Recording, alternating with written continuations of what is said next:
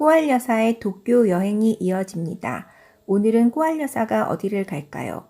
도쿄에 와서 제대로 된 일본 식사를 해보자 하여 긴자에 있는 세리나 식당을 찾았습니다.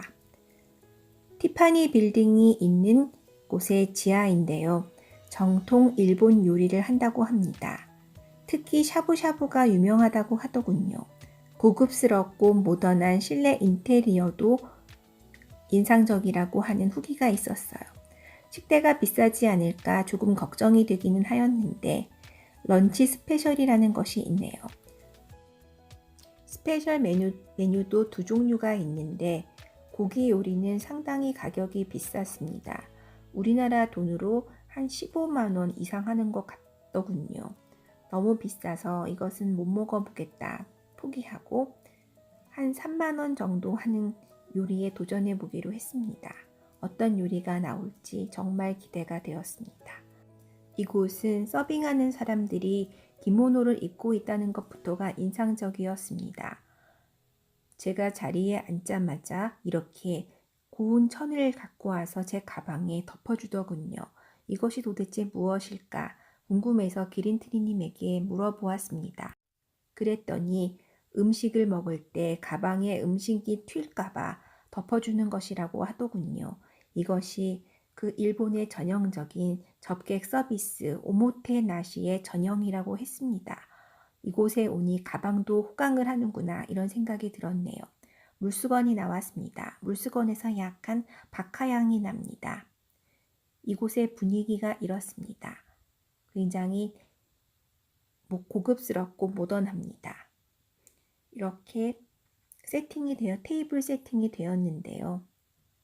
음식이 나왔습니다. 굉장히 맛이 상큼하고 깔끔했습니다. 그런데 저는 음식도 음식이지만 젓가락이 참 신기하고 인상적이었습니다. 왜 양쪽이 저렇게 뾰족한가? 궁금해서 기린트리님에게 물어보았습니다. 그랬더니 음식의 맛이 섞이지 않도록 그렇게 번갈아 가면서 쓰라는 배려라고 했습니다. 참 서비스가 이렇구나 싶었습니다. 샐러드가 나왔습니다. 샐러드도 맛이 자극적이지 않고 담백했습니다. 이것은 무엇일까요? 제가 먹은 것 중 참 맛있다고 느꼈던 것 중 하나인데요. 게살을 구운 것입니다. 그런데 어쩌면 이렇게 고소하고 바삭바삭하고 먹는데 아까울 지경이었습니다. 정말 바닥이 뚫어질 정도로 먹었지요. 고기가 나왔습니다. 고기가 아이스크림 같다고 하면 믿으실런지요. 다른 음식들도 다 맛있었습니다. 이건 생선 요리인데 이름이 무엇일까 궁금했습니다. 무슨 생선일까 궁금하기도 했지만 맛있으면 그만이지 그런 마음으로 먹었습니다. 옆에 나온 다시마를 졸인 것 같은 것도 참 짭조름하니 맛있었습니다. 고기는 정말 먹으면 먹을수록 한 점 한 점 먹을 때마다 아쉬운 마음이 들었습니다. 접시들이 다 싹싹 비워졌지요. 어쩌면 이렇게 맛있는지. 후식으로는 딸기 샤베트를 먹었는데 이것 또한 참 맛이 너무 좋더군요. 다른 사람들의 요리를 한번 구경해 보실까요? 이거는 스프라고 하는데 참 담백하다고 합니다. 샐러드도 버섯이 들어간 샐러드입니다. 이건 정식인데 이것도 참 맛있다고 하네요. 생선, 이 또한 어느 생선인지는 잘 모르겠으나 이것 또한 참 맛있어 보입니다. 여기가 샤브샤브가 유명하다고 합니다. 다음에 방문을 하면 꼭 샤브샤브를 먹어보고 싶습니다. 샤브샤브에도 이렇게 사시미 회가 조금 곁다리로 나옵니다.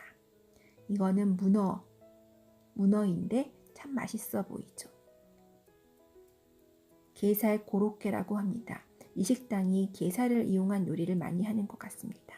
다 식사를 마치고 나왔습니다. 다음에 또 방문해보고 싶다는 생각이 드네요. 다음엔 샤브샤브에 도전해보고 싶습니다. 이제 배가 부르니 또 어디를 향해야 할까요? 꼬알 여사가 어디로 갈지 기대하고 지켜봐 주세요. 다음에 또 뵙겠습니다. 안녕히 계세요.